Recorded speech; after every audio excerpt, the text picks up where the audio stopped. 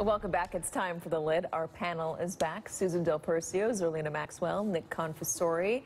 Guys, that Bannon soundbite we played a moment ago before we went to break, talking about how the Democratic Party has not had an intra-party civil war, that they need their own version of Breitbart, and that Bernie Sanders really dropped the ball. What do you think of that?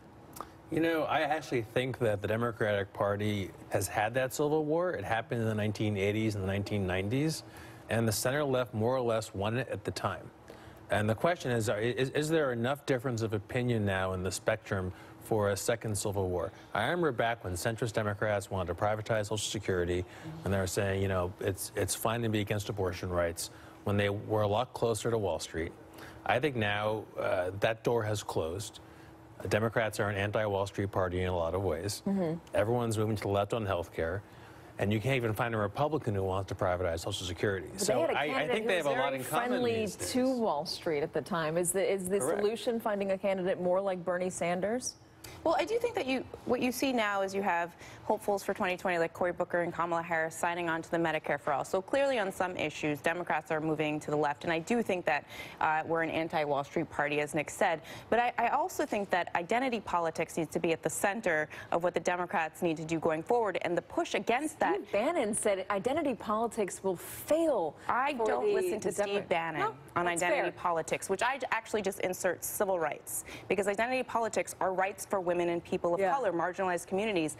It's not a dirty word. It doesn't concern you, given what happened in the last election and given how Trump was able to turn working class Democrats who felt like they had been left behind. Working class white voters. That's who he tapped into. And I think going forward, as there is an emerging majority of people of color and coalitions in this country, the future is diverse. The future is not only working class white voters.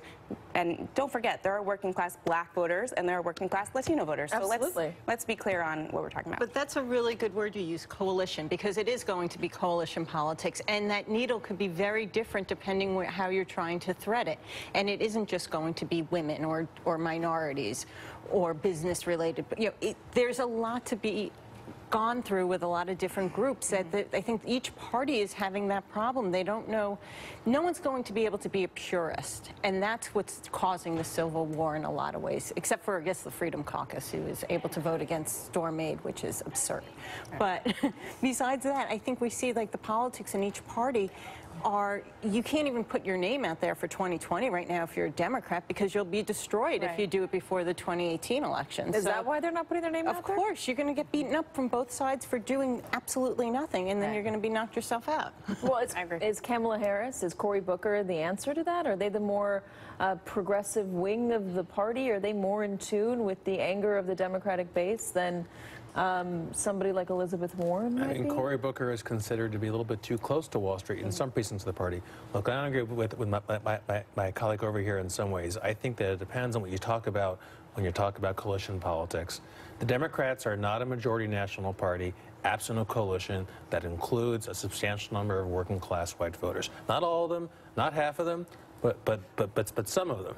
And every Democrat who has won the presidency, including Barack Obama, succeeded in doing that. And, you know, so I'm not a strategist. And that's the chunk that Donald Trump took off. If you can't figure out a way to do that, it's not going to happen, and Dems will be a minority party for years to come. But the question is can you come out of a Democratic Party going after those working class? I'm not sure you can. That's the hard part. But here's where you're leaving out your analysis: voter suppression. So voter suppression impacts young people, millennials, people of color, and that's the Democratic base. So when you're looking at a state like this, suppression is going to get somehow cured, and it's going to be fixed in the next 3 years? I think what we need to do is we need to focus on it more. We didn't really talk about it in the lead up to the election because there's studies that say if you talk about it, then that actually suppresses the vote more. But when you're looking at a state like Wisconsin, where the margin was 70,000, and you look at the data that says 200,000 black voters were not able to vote because of cross-check, then you get into a point where, yes, we can win without as much of the white working class base as Donald Trump won. Why not? Why would the Democratic Party not just recruit people from California to move to Michigan and to Wisconsin? And that seems like just a simplistic answer. That works so well in Georgia. That works so well in that Georgia congressional seat when you had someone who wasn't from the district. No.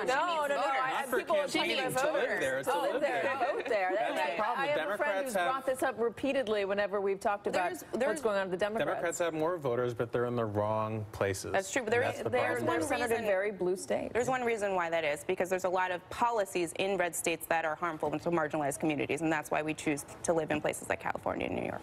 Got it. Susan, Zerlina, Nick, guys, thank you so much for being here. After the break, my colleague Carrie Sanders proves to be a big Dolphins fan. Stay with us.